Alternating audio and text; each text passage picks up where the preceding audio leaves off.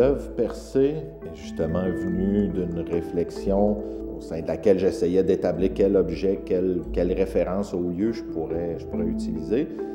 Ça n'a pas été très facile au départ parce que c'est un parc, il y a pas, oui, il y a quelques éléments auxquels je pouvais penser, mais le fait qu'on travaillait avec un lieu qui était parcouru par la piste cyclable, là, j'ai commencé à réfléchir au vélo, donc le passage des vélos. Et puis là, j'ai pensé aux pneus, aux empreintes peut-être laissées par les pneus. Et puis là, ben, j'ai travaillé autour de cette idée-là. Donc, le projet lui-même, ce qu'il représente comme tel, il y a les panneaux en aluminium dans lesquels il y a des découpes qui sont en fait simplement des découpes qui réfèrent à des traces de pneus.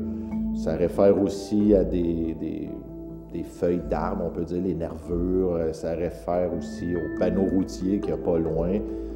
L'idée aussi peut-être de banderoles que j'aimais bien, qui passaient au-dessus de la piste, donc qui faisaient en sorte que il y avait une idée de l'immersion un peu du piéton, du cycliste qui allait passer à travers l'œuvre. Donc c'est toutes des choses qui ont nourri ma réflexion.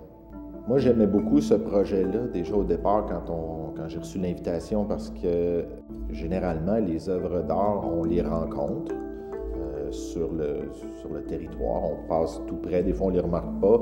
Dans ce cas-là, il y avait l'idée, encore une fois, de travailler avec le parcours des potentiels spectateurs de l'œuvre qui, forcément, allaient traverser l'œuvre. Donc ça, j'ai aimé beaucoup cette idée-là d'impliquer le spectateur. C'est une œuvre vraiment monumentale, là, tu sais, ça fait 23 ou 24 pieds de haut par à peu près les mêmes dimensions de large. Donc ça, c'est une œuvre qui est, dans mon cas, en tout cas, impossible à fabriquer dans mon atelier. Il faut travailler avec des sous-traitants. Ensuite de ça, au moment de la réfléchir d'un point de vue technique, là, il faut penser aussi qu'on a des infrastructures sur place qu'il ne faut pas abîmer, qu'il faut...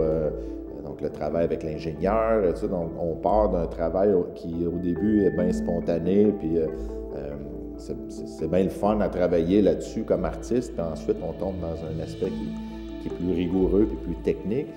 Au moment de l'installation, par contre, c'est des choses qui nous dépassent des fois comme artistes, mais avec les gens qu'on engage, tout devient plus facile. C'est un métier en soi. Donc on fait juste travailler avec donc de s'entourer de gens avec qui on est à l'aise de collaborer.